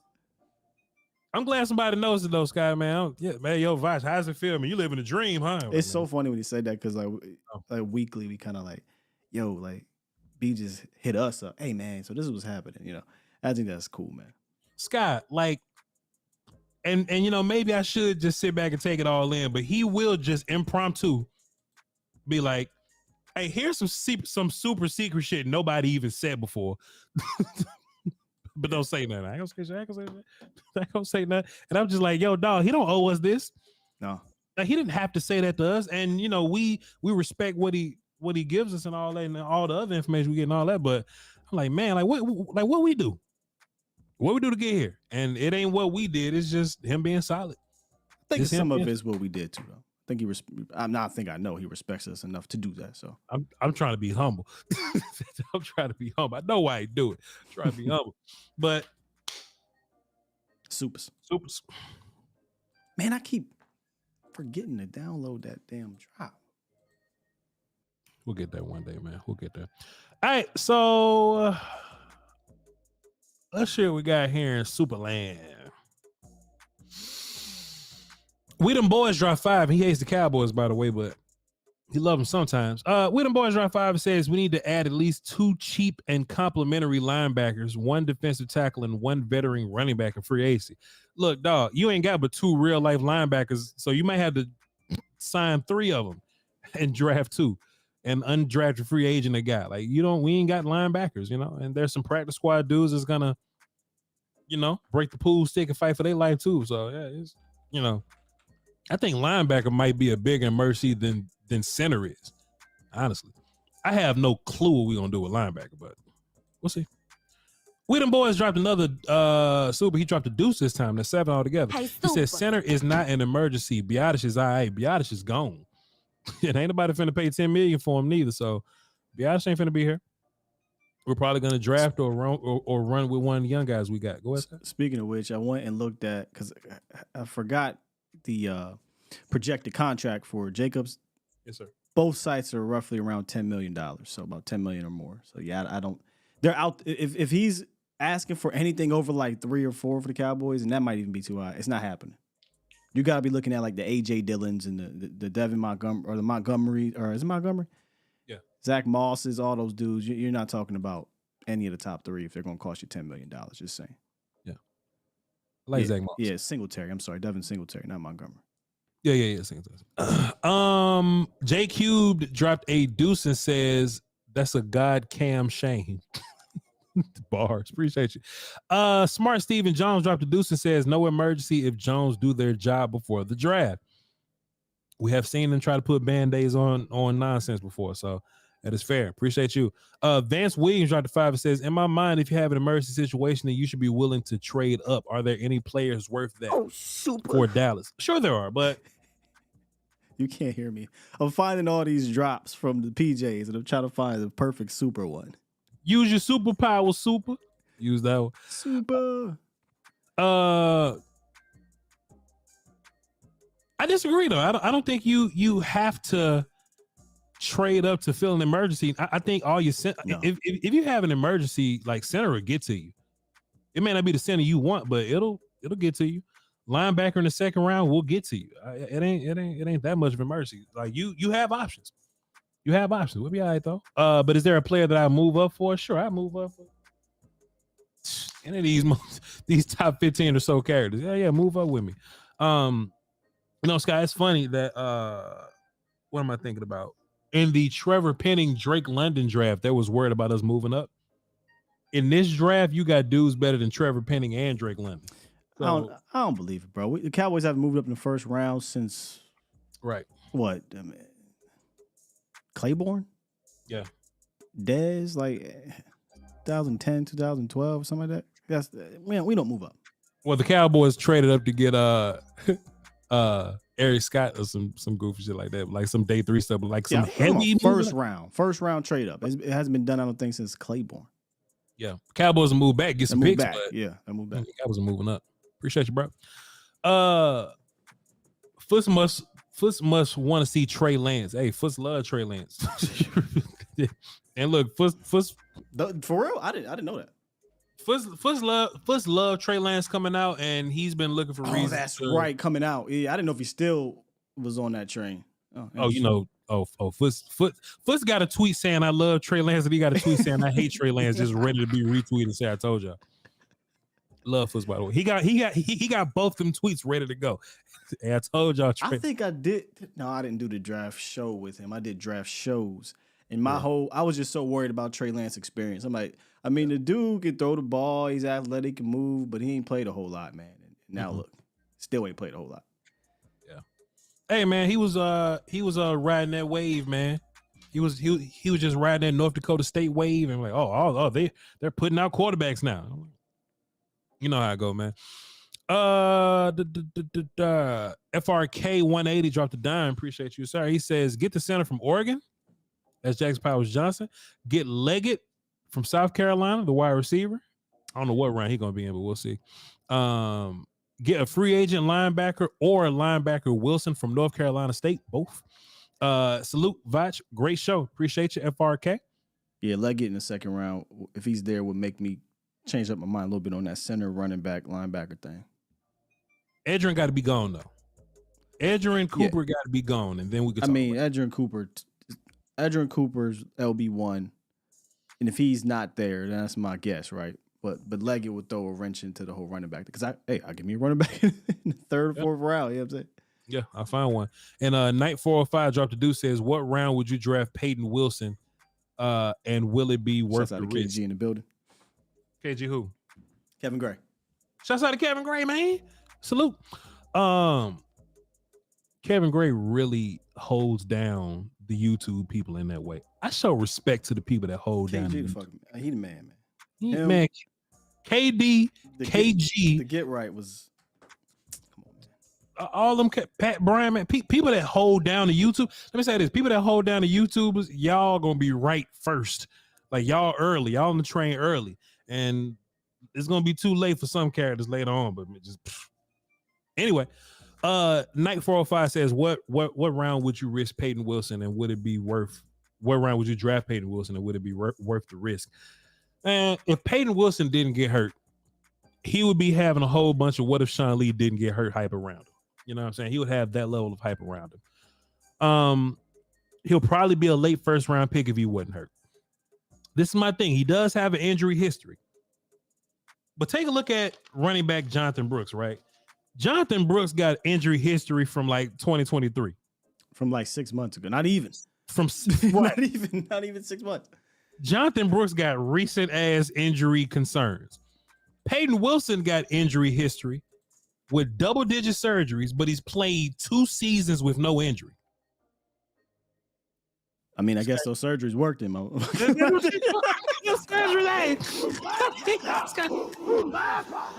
Scott, I was trying to find a way to say, that doctor a gangster. I was trying to find a way to say it. Look, it worked. Hey, Scott, so there's going to be a lot of Cowboy players, right? Music is off. Serious moment.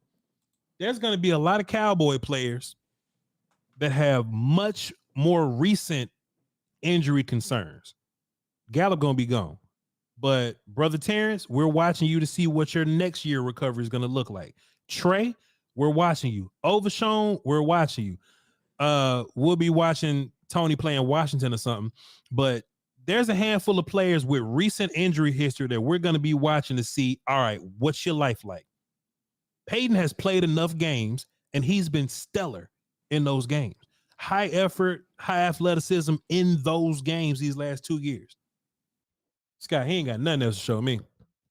Peyton Wilson ain't got nothing else to show me. How about this? We're just gonna pull up some film. See, and see, I think people are gonna compare him to LVE, but those were neck. That's different. That's different to me, man. You're talking about a knee and a shoulder. I mean, you ain't talking about necks. You know, like if it's something like that, right? Like if it's one of them heavy injuries that can possibly end your whole career, then yeah, you take that into consideration. But your pinky toe, ankle, elbow, hey man, we can overcome this. There you go, Scott. Man, we can overcome. If he that. wasn't looking like this, Voch, that's different. If I be like, man, I see them injuries, man. Them injuries is slowing him down. His knee is fine. Did they put the anthonymium or whatever? What's it called? Adamantium. The vibranium in it. The vibranium in his knee. And Scott, and he's smart, and he can cut. Look, we've been saying Edgerrin Cooper's name all day. That's just because we know the draft process. We know he doesn't have the injury concerns and all but he that. Right there, don't get it twisted. I think Peyton's the better player. In my personal, Peyton's the better player. It's just All right, Cowboys. We I'm keep enamored. talking about I'm enamored with Edgerrin's athleticism, man. Just athleticism, length, yeah, closing 6'3". speed. And I think he's a better man cover guy. But I think Peyton's very well rounded though. Peyton's very well rounded. Peyton's processing is much better and much quicker. And look, people talking about Junior Colson right now. I'm taking 2 years clean Peyton Wilson over. Look, I had to highlight him twice on this video because of the effort that he's showing. Right, his knee, ankle, pinky toe, and elbow is just fine right here. Look, Scott, I don't want to just throw around Sean Lee like that, man. Because I always have to do that with a dude like. Hey, man, I'm not saying he's Sean Lee, but it's the mental processing. I just remember watching him, and before the play got going, he was downhill. If you tried to misdirect him, he knew what you was doing. I just remember games versus Philly where he's setting quarterback traps. Hey, don't throw it here. Don't throw it here, and he'll pick dudes off in that zone coverage. And he got pass rush ability. He can get you 10 sacks. I'm just like, hey man, when do you risk it? Ain't no damn risk in this. No, yeah. See, second round if you're there, yeah. I mean, yeah, you just show up and play. Oh man. And look, this is all recent film. This is film from after the surgery. So hey, double-digit surgeries. Look, however many it took, it got done. Shouts out to you.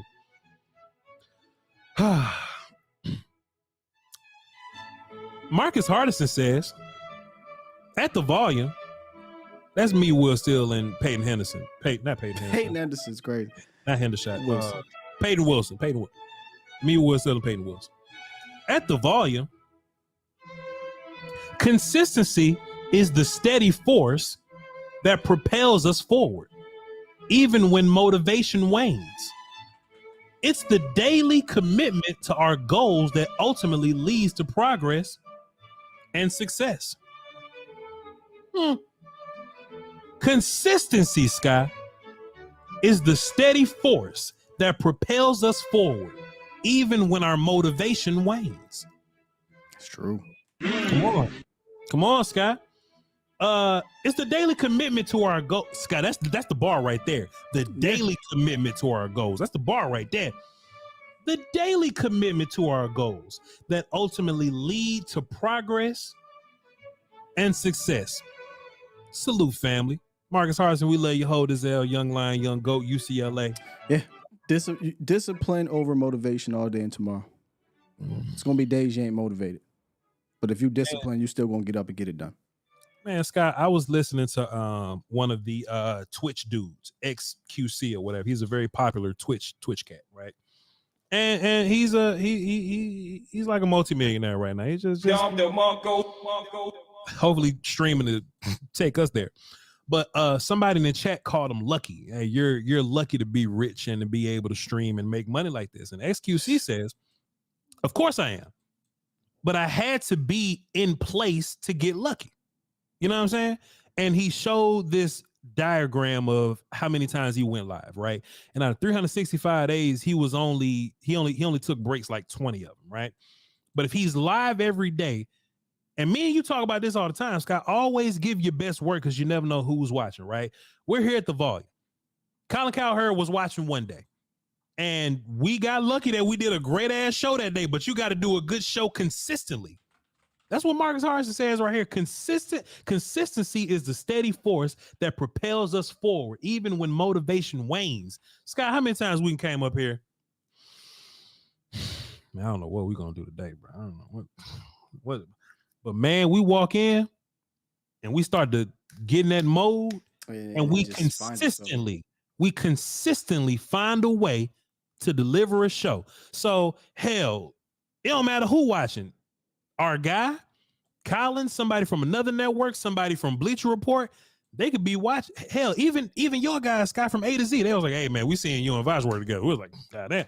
Like, we're lucky that person watched it at that particular time, but it was the consistency that put us in that place that made somebody see you. So, Chad, if I could just, bounce off of what Marcus was saying, man, hey, man, just do you consistently all the time the best you could possibly do, because you'll get lucky.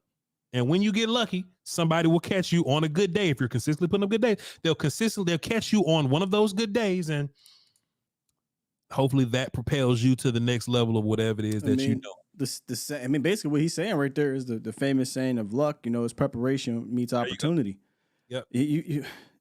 I get there is some lucky things that happen, but stuff like this, that's not luck in the bad way. He obviously worked his way there. He prepared himself to be there, and then when the moment struck, to become the person he is. Yeah. Scott, even, I'll be on one last thing. We're going to get about it because it's 5:15. Damn, we've been having fun. I be talking to Nate, right? She'll be like, oh, look at this girl that do lashes and Beyonce saw on Instagram and now she do lashes for Beyonce. You know what I'm saying? Like, you just never know when somebody's going to stumble upon you.